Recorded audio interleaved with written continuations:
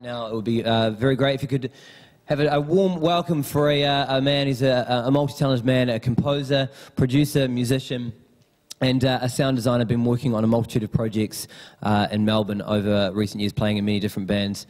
Mr. Cornel Wilczek. Cornel, you well? I'm very good. I've never worn one of these before. I'm good. Excellent. I mean, just to give people an idea, how long has kind of music been a part of your life for? A really long time. I think I started learning guitar when I was 8. And then once I left school, studied jazz guitar at uni. And then strayed for a little bit, studied graphic design, and then did a couple of years of that and thought, what the hell am I doing? And then slowly got into soundtrack and went to media arts at RMIT. It's a really interesting course. It's based around quite a few different disciplines and looking at it in a fine arts context. So looking at film sound design as art as opposed to design, and through that met lots of people and started a career making sound. I mean, pretty much everyone in this room is either, a producer in their own right or has tinkered around with making music. And, I mean, a lot of people do know, but for some people it's a word that comes up, and it would be nice to kind of get a definition. What exactly is sound design, and what does a sound designer do?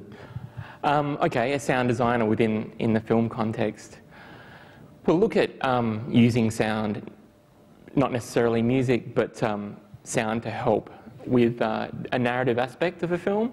So, say for example, you're working on a scene with sync sounds that are, dialogue, movement, footsteps, and atmospheres, and trying to get a balance that not only describes what's happening, but tells a bit more of the story that can somehow add tension to a scene that needs to be tense, can offer a very abstract way of giving a bit of a history about a person and things like that. So, there's no one way of doing things, and that's a beautiful thing about sound design, is that it's a very lateral art form, and you can be very experimental with techniques, and often get away with it in a very commercial context, which is excellent. It's one of the few jobs that you can work commercially and have quite a lot of freedom and experimentation with. I mean, for you growing up as young Cornel, loving music and you playing guitar, I mean, at what point did kind of the idea of sound design and in particular, was there a soundtrack that you checked out as a kid where all of a sudden you're just like, oh my gosh, this has just opened up a whole new world for me? Yeah, there's probably quite a few moments. I guess one moment would be seeing Tron, which I've got my Tron shoes on. That was incredible, hearing. Who composed Tron? That was Wendy Carlos did the music, and actually a lot of the sound design came from Wendy Carlos's music as well. So a lot of the atmospheres and a lot of the non-musical elements came from Wendy Carlos's synth treatment. So that was probably the first time that I became aware of this aspect in film, and then getting older, seeing so many more like David Lynch films, for example, were a big eye-opener or ear-opener. And yeah. Do you find as as you've kind of progressed in this craft as a sound designer, you find it a lot harder to enjoy films, because rather than just focusing on the story, you're honing so much more in on the sound? Yeah, studying was really hard. Like, you just couldn't watch a film properly. But actually now it's got to a point where I'm so tired of analysing that I can actually watch films again, which is really nice. And like a good sound design treatment will easily allow you to enjoy a film anyway, because when you're not thinking about technique and you're just thinking about the film and the narrative itself, then it's quite successful, and they've done a great job, and that happens a lot more these days. I mean, for you, over the years, have there been any very disappointing moments for you where there's a film, great cinematography, great narrative, but you've just been like, man, the sound design was terrible? Yeah, there's lots. I kind of wish a lot of sci-fi films kind of treated sound design a little better. The obvious example, like the Star Wars recent things, could have been fantastic, but they weren't. Yeah, lots. I tell you what. I mean, what will be another great introduction for everyone to not just your own productions, but some of your work is. Shall we watch the Devil? Devil Eyes, yep. Tell us about Devil Eyes, man, and in particular Paul Robertson, who's a great friend of yours. Yep. Paul Robertson's a Melbourne-based, or I should say Geelong-based animator, who's now becoming quite widely known and doing lots of film clips for different people. But we studied together. The thing about media arts is that it was a very cross-disciplinary course where animators were working with sound designers, and that's where I met quite a few bands that I'm currently working with. We just have a really interesting relationship where I just give him music and he gives me animation, and we just are continually working. And this piece is something from the last album I did under the name Choir. Paul Robertson did this animation in like about a month, and it's just fucking insane.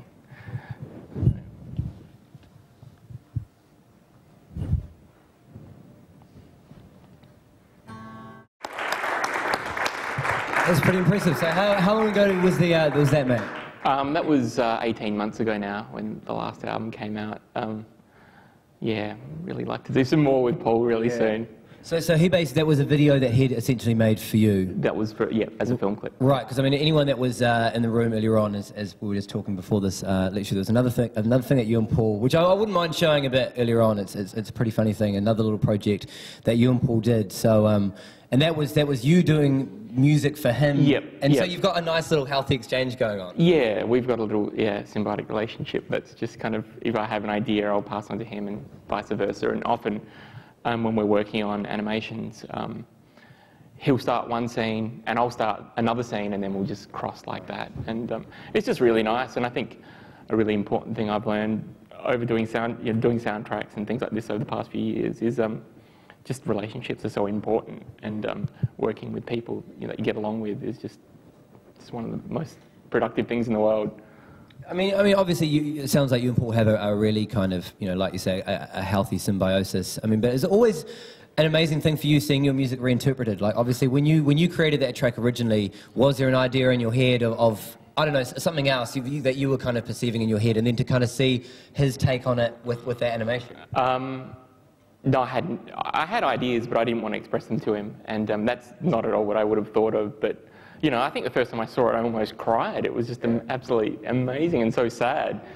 And I just trust. I've got certain friends that I really trust their interpretation a lot. And working with a few other animators now on some new things, which is just fantastic. Now, and just to give people the Choir project is entirely you, pretty much. I mean, you do employ other musicians, but all of the music that was heard just before that, you playing everything on that? That's me doing everything, yeah. I mean, that's not as typical. That's a little bit more acoustic. The other stuff is a little bit more electronic. But live, I'll work with quite a few different performers and musicians. Right. It's pretty hard to do live. Yeah. I mean, how long has the Choir project been going for, and how was this thing known as Choir born? When I moved to Melbourne from Adelaide in 2000, not having access to bands, and I didn't know anybody here, just had a computer and needed to keep making music. So, yeah, it never was an intentional thing to do stuff by myself. But like I guess a lot of electronic producers, that I know, were working in bands and other formats beforehand, and suddenly when you're left to your own devices, you suddenly can make all this music, and it's like, well, okay, here's a solo project that I never intended to do. I mean, going back to Adelaide, we've heard a little bit about Melbourne since we've been here. I'm sure a couple of people know a bit about Sydney to a certain degree, but tell us about Adelaide as a city, man. You were born and bred Adelaide? Yep. Like a lot of Adelaideans, European parents, but some first-generation Australian, lived in a very multicultural part of Australia, of Adelaide, that is. And it's a pretty strange place. It's 1 million people, so it's not actually that small, but it feels like the smallest town in the world. It's quite a large urban spread, though. It's about as big as Melbourne, as far as the actual size goes, but a quarter of the population, and it feels very sparse. There's been some interesting music in the past few years, but it has, until probably recently, been quite isolated. Haven't had too many. I mean, bands like AC/DC and Cold Chisel and all that, like Bon Scott and all those people from Adelaide, and so it has had an interesting musical history. But I mean, growing up as well, was there a kind of feeling of isolation being in, we were talking before the lecture started about how kind of Virgin came along and opened up a lot of things. But growing up in the 90s, did a lot of the cities feel quite isolated from each other? Oh, absolutely. Just that competitive thing that you feel because you don't understand another culture. I remember, coming to Melbourne and going to raves and big parties and just being so overwhelmed and just feeling quite conscious and just really hated the position in Adelaide because we felt so isolated. But sure enough, you find out the more you travel that it's just like any other city, and that competitive streak between cities in Australia pretty much dissolved once cheap flights became available, and everybody started working with one another, which was always there to an extent. But as young electronic performers, we couldn't really meet other people from other cities. It wasn't, we weren't able to work like that, I mean, when you were in Adelaide prior to coming to Melbourne, what were your first forays into music production sounding like? And I mean, was there much support from it in Adelaide? No, there wasn't too much. The first thing I really did there was worked with the Contemporary Arts Centre of South Australia and set up a few sort of experimental sound design installations. And it didn't go down too well. I remember an opening I did where I had a lot of the long-term kind of patriots to the gallery coming in saying, "What the fuck is this?" Sound does not belong in a gallery space, and it was just really quite depressing. I mean, saying that, it generated a lot of interest and met a lot of really amazing sound artists from that, and then we all moved to Melbourne. Yeah, I mean, you're also saying as well, but within Adelaide, those artists that were doing electronic music, there wasn't much of a sense of camaraderie. It was quite the opposite, in fact, to a certain degree. Well, it was just very competitive, I think, not really knowing what was happening in the rest of the world and feeling so isolated. If you bought a piece of equipment, had a computer, you're really precious about it, and you got really pissed off when you saw someone else with, a piece of gear as well. But I think, I think that happens in a lot of cities, especially when you're quite young and naive to a lot of things, and then move to Melbourne and quite impressed of how embracing and friendly, especially the experimental and sort of like the avant-garde music scene, which is generally the most pretentious in any city, was just so beautiful here and quite inviting and welcoming. And I mean, tell us a bit more about this. I mean, and when you first, what year was it when you first arrived here, and what kind of musical treats awaited you? I moved here in 2000, and actually the biggest thing that drew me here was a record store called Synesthesia. I'm not sure if anybody's aware of that. Synesthesia is still around. Now? Yeah, it's in the city. It was just a hub for anybody that made or liked music would kind of gather there, and Mark, who owns it, did lots of distribution and also has his own label, and put on performances in the store as well. And that was just, this is when I was really getting into the more experimental side of things, and just overwhelmed by this community that seemed to exist really well, and everybody was releasing albums and playing regularly, and it just seemed like the place to be. I mean, when you talk about the experimental stuff that you were feeling a lot of at the time, internationally, what was getting a lot of play from you in your stereo?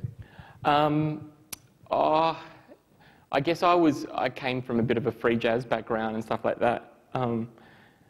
As far as the experimental stuff, a lot of the music concrete artists, but out of contemporary stuff, I was really personally interested in experimental meeting sort of pop. So, a lot of the whole 90s German kind of like Mouse on Mars and things like that, and especially Japanese. I got very into Japanese music scene, like Nobukazu Takamura and people like that, was just like, amazing. Everything I wanted to hear. So, I mean, did you move to Melbourne basically to kind of be in a new environment, or did the RMIT thing play a large part in your decision to move here? That played a massive role. It was between hanging out in Synesthesia, the record store, and then finding out about media arts as a course and realising that there's another collective there that was based around education, having quite amazing lecturers like Phil Samartzis, who was another musician who I was playing a lot at the time, who happened to be a lecturer there. And Philip Brophy, who's a filmmaker and composer as well. who I was actually big fans of before I started the course. Having them as kind of mentors really kind of meant a lot. And then all of a sudden, you talk about, a great sense of community started coming out of MRIT. I mean, we talked about Paul just before, but who else was kind of, in this RMIT community and who have gone on to do great things in music? Well, my closest friends there were the guys at the architecture in Helsinki, and we all worked together originally. And then there's other bands like Music versus Physics, and like hip hop. It was just basically all genres of music were born out of this. A lot of amazing experimental artists as well. And then we met people from other institutions like Anthony Pateris, who was at BCA at the time, and Robin Fox, who are now living and working and doing lots of interesting stuff overseas. Yeah, God, just so many people have now gone on to do stuff, not just in sound, but also in film as well. Like through all my film and soundtrack work, I think I've met, at least in any one project, someone that has been through the media arts process, and they're usually the people I can relate to and actually really kind of connect with. I mean, pretty much from the get-go with all of your musical projects, have you always, strongly believed that it should be accompanied by, a visual aspect? Or just how important is that visual side you believe for music? I actually don't think it's that important, but when it's done well, it's just amazingly entertaining, and I just happen to have a lot of friends that work in that field. So I mean, I don't think it has to always fit together, and I know that a lot of people I can't perform without a VJ, and I think that's sometimes a little bit sad. But when you get that relationship really working, especially when you're a laptop musician or whatever, it's really nice to have something else to focus on, because it's not too exciting sometimes having people just stare at you while you're pressing buttons. Yeah, exactly. I mean, the other day with Paul Kelly and Declan Kelly, we heard one track from Architecture in Helsinki. But this is a Melbourne-based band that they've gone on to some, I don't know, they're reaching some quite nice lofty heights at the moment. Should we hear a track from them? And maybe it would be good to play a couple more bits of Melbourne music. Yeah. Okay. All right. I'll play some Architecture in Helsinki. And also explain a little bit more what your role in the band is as well. General. Friend and hanger-onerer. Look, we all work. They work on my stuff, I work on their stuff. I do some writing with Cameron, the main songwriter. Also do lots of recording. We borrow each other's gear. I mix their stuff and master their stuff, and they mix my stuff and master my stuff. It's just, I'm, I feel like I'm just as much part of it, but not actually touring with them, which is nice. Yeah. They're on tour at the moment, aren't they? Yeah, in the US. Yep. So I'll play. What shall I play? I'll play this. Waiting.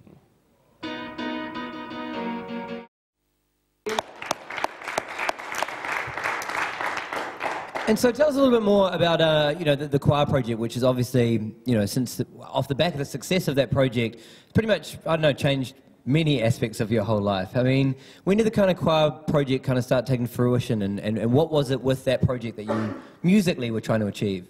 I never really had any real direction with it, except it was just as I was running through the course at Media Arts, realised that I had this compilation of music, and when I put it all together, it worked as a whole, and just ended up getting a record deal in Australia through Surgery Records, and without ever intending to release any music, it just started doing quite well and managed to get album of the week on most radio stations, and then it got licensed in Japan just randomly, and I had no idea at the time how it happened.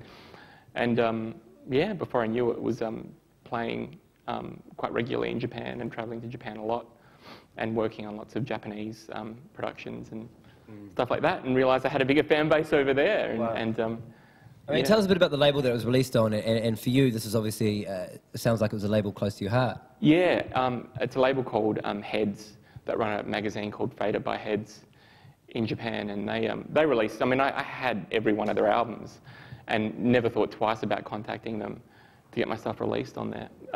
It's mostly post-rock and experimental stuff, like a lot of the sort of Chicago-based post-rock scene, like a Tortoise and things like that, and then Jim O'Rourke, and then there's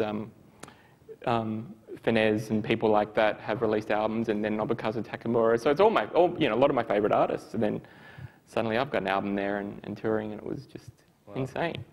And I mean, when you talk about, you've been over there for production, what's this all about, my friend? Well, I think one thing that I didn't expect, but quite happy it happened, was just through releasing the albums. And I think a lot of my stuff has a very cinematic kind of feel. It does lend itself to soundtrack very well. And by default, got lots of soundtrack work for film and TV. And for Japanese film and TV? When you're saying...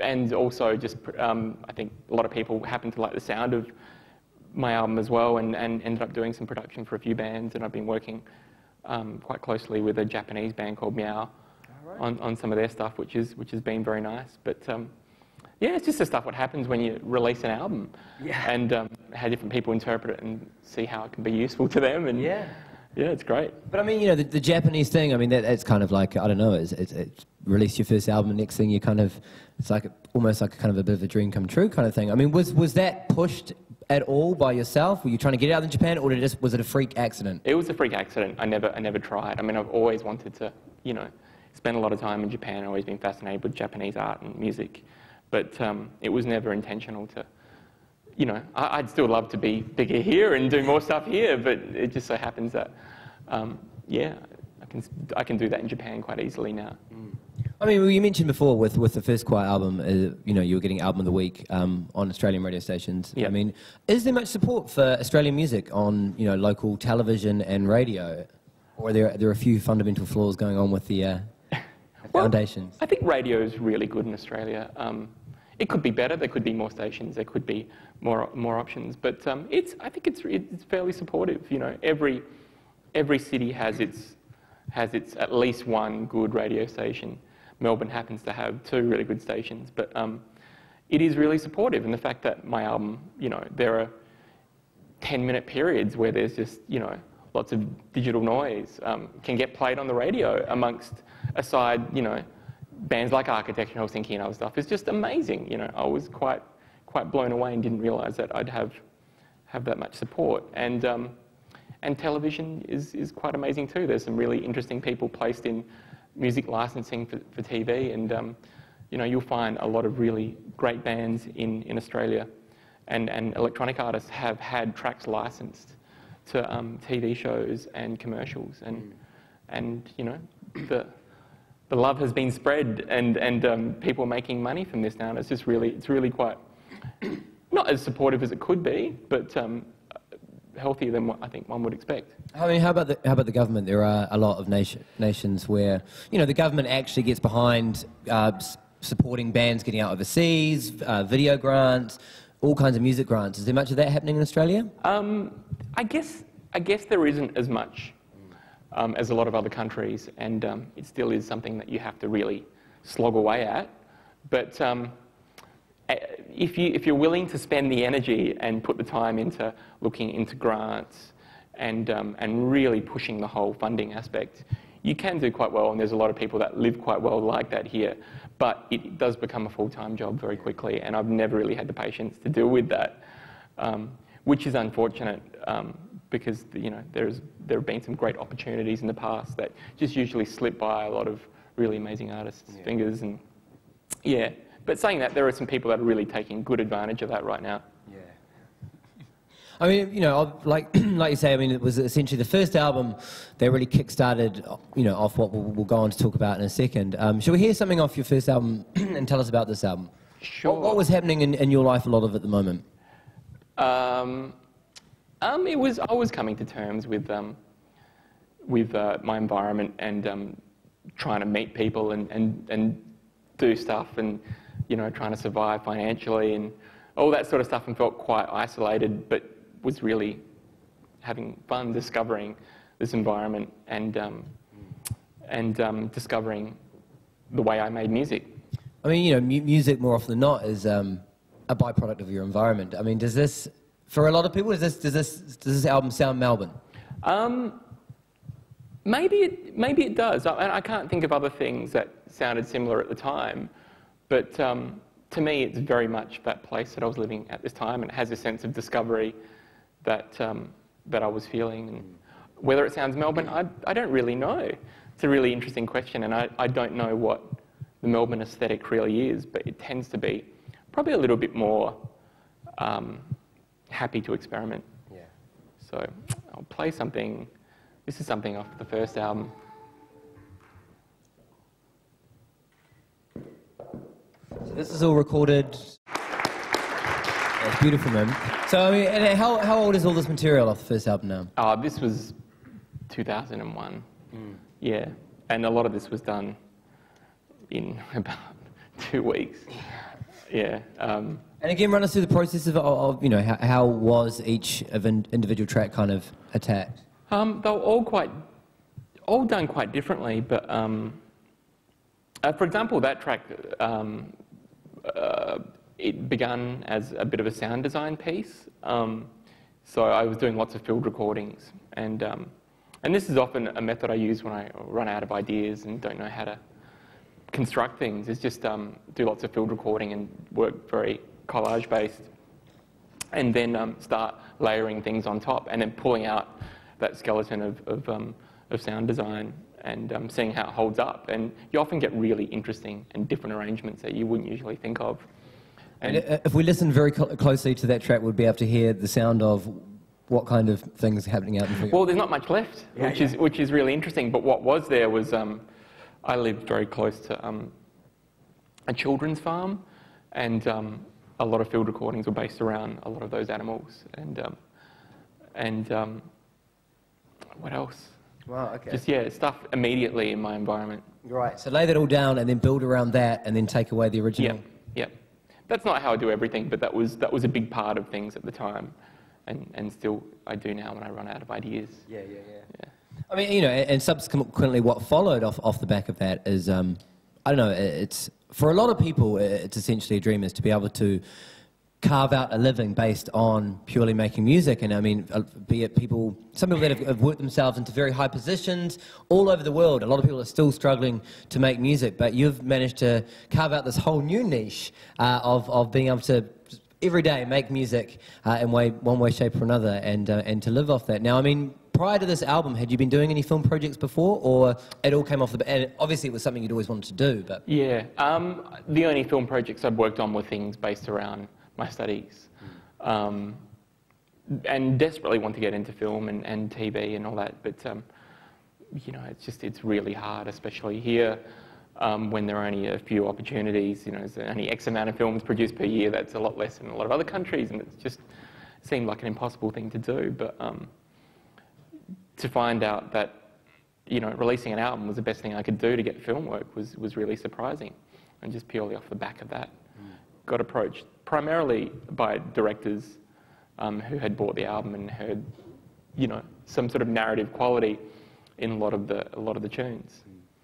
And when they found out that I could actually write music, you know, score for an orchestra and stuff like that, that became a really handy feature. So yeah. I mean, what were some of the first projects that you were approached to do, and how was it these first projects, going from you know, essentially retaining pretty much complete creative control over what you're doing, and then all of a sudden, you know, maybe there's a bit of a shift there? It started, for some strange reason, I don't know why I'm involved so much with animation, but I am, and I love it. But it started with a lot of animators. And animation is a very labour-intensive process, as anybody knows that's worked in it. And I think animators really like that level of detail in music, because they use that kind of level of detail in their animation. And it started with animation, and I worked quite heavily with a Melbourne-based animator, Nick Kalankos, who has done some beautiful stop-motion pieces. And it started by getting things into lots of festivals around the world. And then from that, I've been getting lots of TV commercials. Lucky enough to have an agent approach me and saw the saw the opportunities to put a lot of this kind of more experimental stuff into TV commercials, and I have to say that's been really interesting, because you often get a similar budget to a movie, but you've got 30 seconds. Yeah. And so you've got the opportunity to really get this 30 seconds right. And it can be the most frustrating experience in the world, and also be really liberating, because you're working with so many people that have a piece of this, have some sort of ownership, whether it be the creatives from the advertising world, or the director, or the client. So it's a really frustrating yet really liberating thing to do, because you can actually really do things to the nth degree. And if you need to hire 20 people to play this piece, and you need to do it in this hall, you often can. You know, like you do have those kind of budgets to work with, which is really nice. So as a result, I advise anybody, like, I'm sure there's the advertising aspect and all that sort of stuff that a lot of people don't agree with. And I didn't at first, and I was very reluctant to do it. But when I realized that this can actually benefit me, making music. Working with these kind of budgets and being, say, for example, if you really do feel like you need to work with a 30-piece string section or whatever, have you been allowed, you're able to, grow and learn a lot, because you're in these situations as a bedroom producer or something. Yeah. You don't get to these opportunities. Well, going from a bedroom producer suddenly working in these really amazing studios with 30 people watching you mix behind you, and just being these really stressed out situations, and running the show, like organising all the musicians to come in, and suddenly I'm miking up all these instruments that I've never really done before, and I knew how to mic up a drum kit and how to record bands, but I'd never recorded big ensembles, or I've recorded a few instruments that I couldn't even find how to mic up on the net. Like it was really quite confusing. But when you're thrown in the deep end, a lot of amazing things can happen. And like I said, like the experimental side of that was really quite amazing, what you can actually get away with. Yeah. And I have to say, if anybody gets the opportunity to work in that field, do it. It's you can do some really interesting things. I mean, obviously, it was a pretty lucky coincidence what happened off the back of the album for you to get involved in this field. But I mean, how hard is it, and what would you say is the best way for there's a lot of people in this room that are making music that would, I don't know, very well suit that side of the industry. What's the best way to kind of get out there? Or is it a pretty closed door? I mean, that whole the whole advertising industry and film industry does kind of seem like not so much a boys' club, but it's mates of mates of mates of mates who get the opportunities. Oh, it is, and you often find when you look into the histories of certain artists that they're often related to someone, or there's some sort of family connection, or someone that's invested into that has an interest in it's their nephew and whatever, and it is very close. But I think the best advice I can give now is it's about building relationships. And if you have people that you really get along with and you have a good working relationship with, you just got to stick with that. And there are quite a few directors now that I've done student films with that are now getting great opportunities and looking at doing feature films and finally getting people interested in them. It's a beautiful thing, because you've suddenly got these people that trust you and like what you do, and you can do your own thing, as opposed to being given very tight briefs that don't offer much freedom. Yeah. I mean, have you got an example of an ad that we can watch now that you did? Oh, man. Sorry to put you through this. Yeah. Oh, look. Let's have a look. Hold on, let me just stop that. This is something that I wouldn't tell too many people about. Look, I've done some things that aren't necessarily aligned to some of the music that I do, and then I've done a lot that are. Unfortunately, I don't have a lot of my ads with me, but I've got a few things here.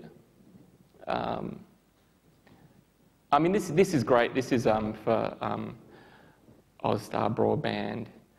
And just before we see it, can you tell us a little bit about what was the brief that you were given from the client? Okay.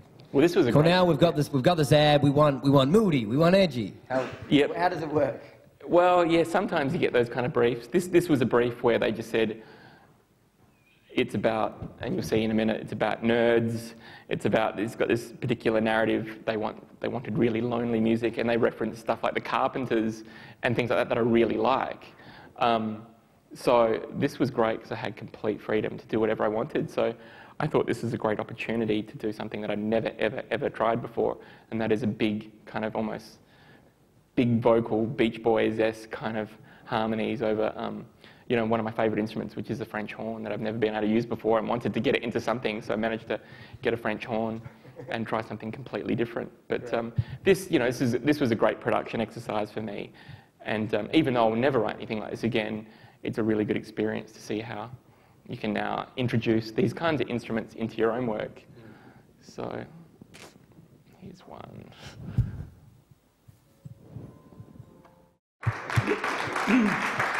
Something like that. I mean, how long did you work on it, and did you find the right French hornist? I ended up playing it, yeah, lots of editing. Yeah, I mean, it was just great to actually try, and this is what I really do enjoy about doing things like this every now and then, is finding a genre and getting that genre right. And even though you might never ever do that again, it can lend, you know, some really interesting production techniques. And to get that right sound, I realised I had to go to tape and had to try certain, you know, had to use rooms. Oh, I see. So you recorded that onto tape? No, I ended up bouncing parts down, and yeah.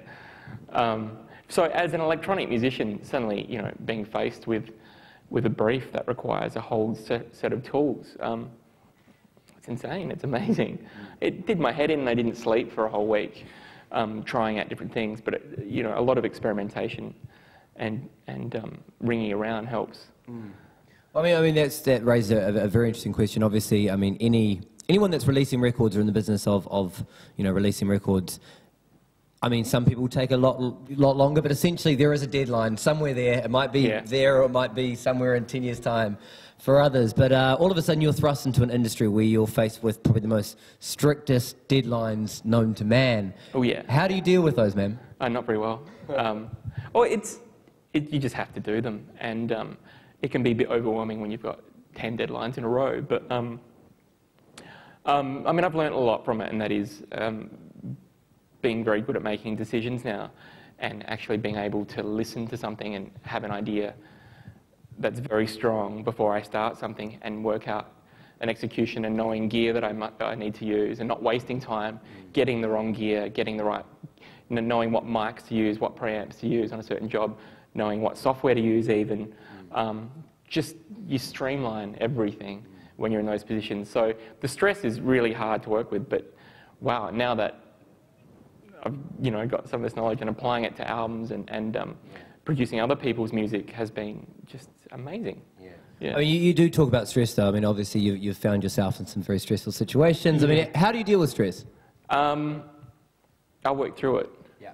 Yeah, I just like to work through it and just keep going and don't let it defeat me. And I think that's the best way to deal with it. There's nothing worse than just thinking about it. And there's been a few times where I've just been completely blank, and it often happens when you're being told to do your own thing, and especially when someone says, "I like your album, can you do something like that?" That can be the most stressful of all. In fact, dude, give me a brief, give me something to work with, and that can be really, really, really hard. And the only way to deal with it is just to work through it. I think the moment that you sort of give up and let things go, you can just feel really down. Especially, I mean, everybody here obviously loves doing music, and there's nothing worse than being completely bankrupt with ideas. And I think the only way to really get through it is just work through it and actually have some good peers and a good collective to bounce things off of. And I've got a few people who I will ring and say, "I need help. Can you come down?" And just listen to something. And yeah, without those people.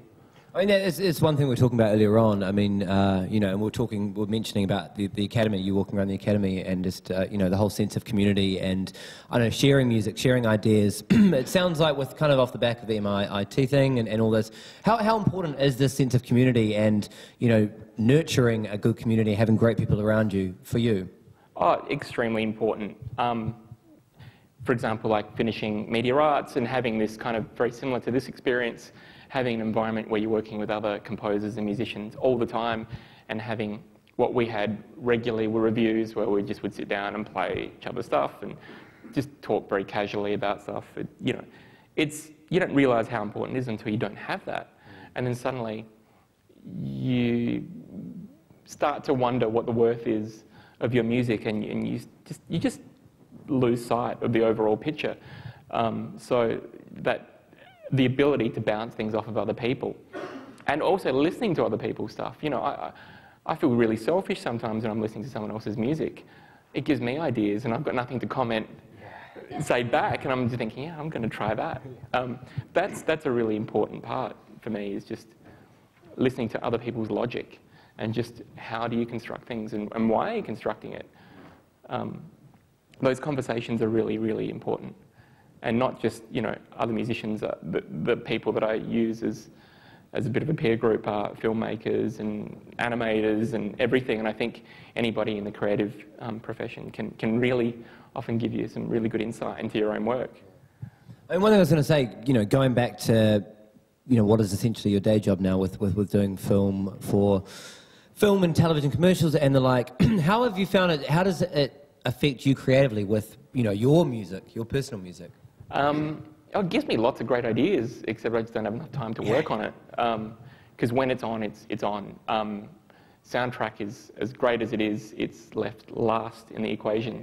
So you're often being faced with a week to work on something, and they've got to get it out, you know, 2 weeks down the track, and it has to, you know, be pressed onto film and all that sort of stuff, and they've just forgotten about sound, basically. And that happens in the biggest productions all the time. So when you're working, you're on. You're switched on the whole time. So it's affected my stuff dramatically because I haven't had the time to do it, but it's just a matter of taking time out. And I think you'll find most composers will work, you know, something like 9 months on, 3 months off, and you just have to take that time off because there's no relax. You'll never get you've got 3 months to work on this and work on it in your own time. It's just never going to happen. You've got, you know, a couple of days to work on something, show some sketches. So yeah, it's besides that, it's creatively fantastic. It's, you know, just being able to try very different things and work with budgets to actually find out why certain gear is so expensive, and to find out why so many people use these mics, and why, you know, just to know that from first-hand experience, as opposed to reading it in magazines or being told, is really great. Because then, when you do need to use some of that stuff in the future, you can can be quite quick, and work out what you need, and execute ideas a lot quicker. I mean, when you're talking about such tight time frames, do you have to train yourself to become pretty adept at knowing when enough is enough? Like, doesn't need any more layers, doesn't need anything more, just stop now. Yeah. Oh, look, you know, that comes from just timing usually, and just, you know, someone saying, I'm taking it away from you now, because I'll just continuously work on things. So yeah, I don't know when to stop. So it's really nice to have other people in soundtrack to tell you when to stop. You've generally got someone behind your shoulder going, you know what, Cornel, you've done enough. Yeah. It's usually my girlfriend. Or and say, come to bed. Or it will be the director, or it will be my agent who books me all the work because there's another job on, or whatever. I mean, in terms of you know, obviously you've been involved with a few, you know, feature-length films. How does the whole process of doing, you know, of sound design for these films work? I mean, are you given the film as a whole, and you watch from start to finish, you get a vibe for it, and then you start taking little bits, or? Well, I haven't been lucky enough to be in that position where I've just been given a whole film and say, go for it. My role has often been fixing up things.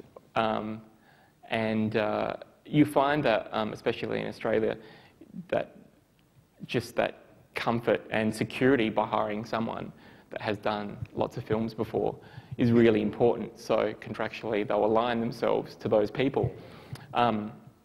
These people don't necessarily do all the music, which is really strange, and they often get lackeys like me to do parts, and you know, and that's how you start. That's pretty much how a lot of people start in the film industry, by doing certain scenes or whatever.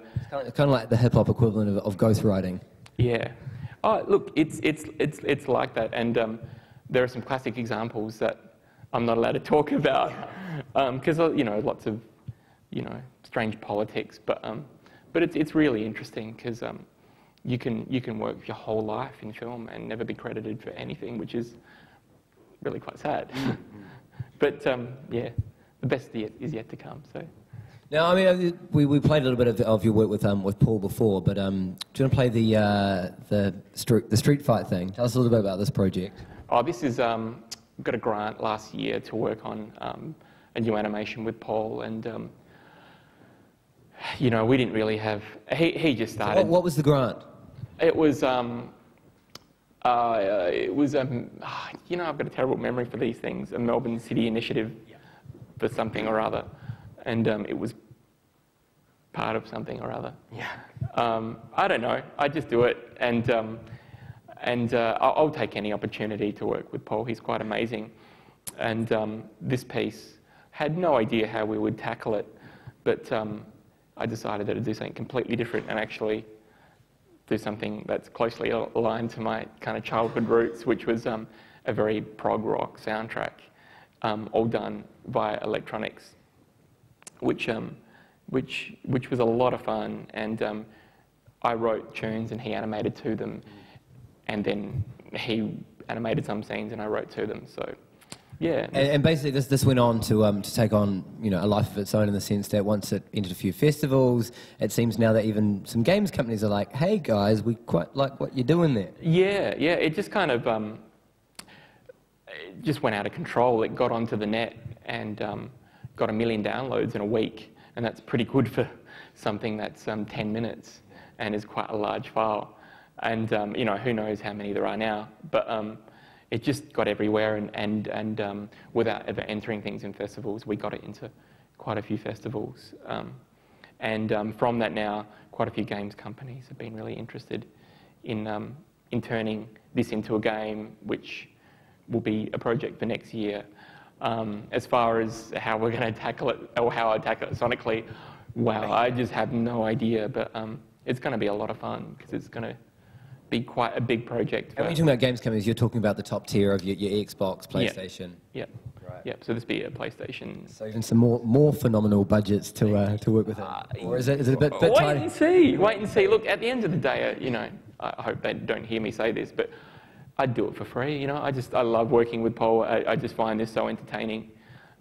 It's great, but I didn't say that. So. Yeah. Note to the editors: just delete. Yeah. What's £1 million?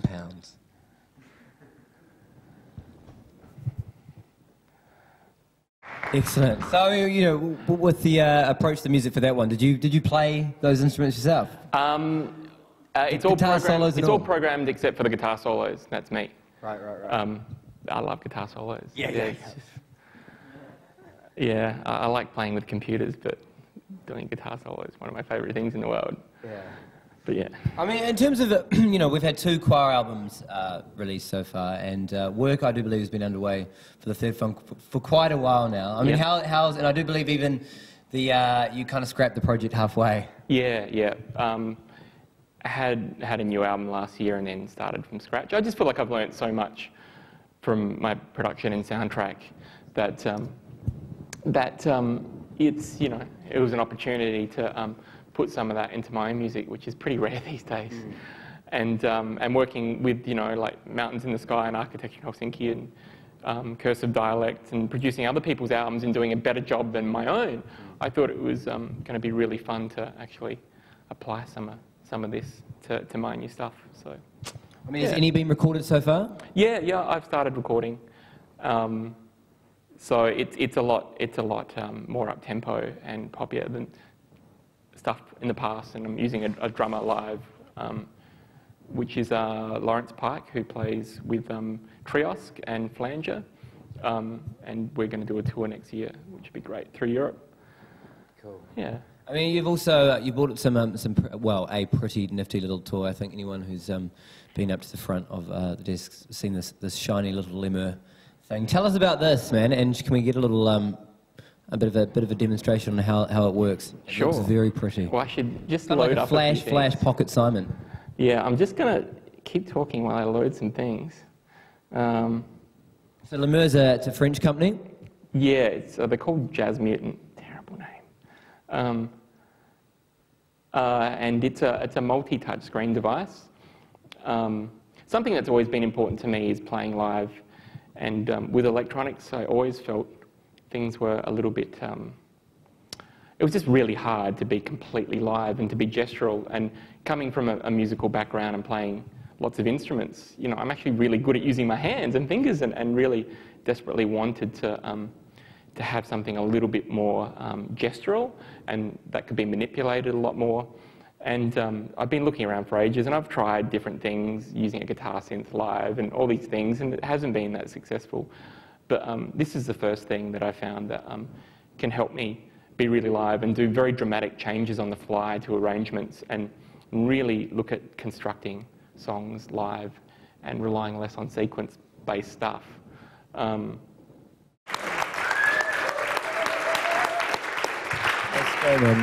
this thing's pretty much single-handedly, you know, revolutionised your live shows a bit. Oh, totally, everything. I sleep with it. It's just replaced a lot of hardware. I mean, I've still got a long way to go with working it out, but I just really believe in interfaces that steer you more away from the computer and actually more into hands-on.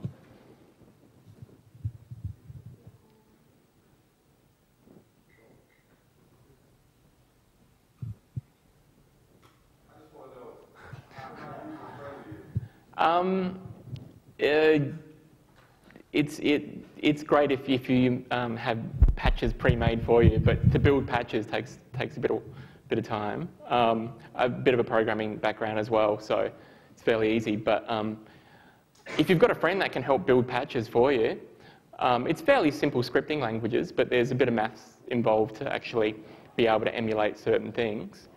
But if you just want to trigger things and just send CC levels, it's fairly easy. Yeah, yep. So I use it to run Ableton Live, Reactor, and Plogvisual, and yeah, it's fantastic. It's really brilliant.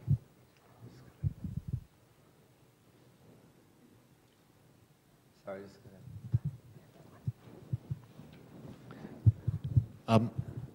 how's the lack of tactile feedback? The fact that you can't, you know, feel the controls, you can only see them. It's pretty strange. Yeah. So yeah, there's no physical feedback, but there's lots of visual feedback, which you have to build in yourself. That's the other thing. If you want to have some sort of visual response, you have to program some sort of flash or something to give you some external feedback. You can also program it to take any output signals and to give you feedback from whatever you're using as well, whether that be automation of faders or whatever. But yeah, that takes a bit of getting used to, but I can live with that. Do you anyone got any more questions for Cornel?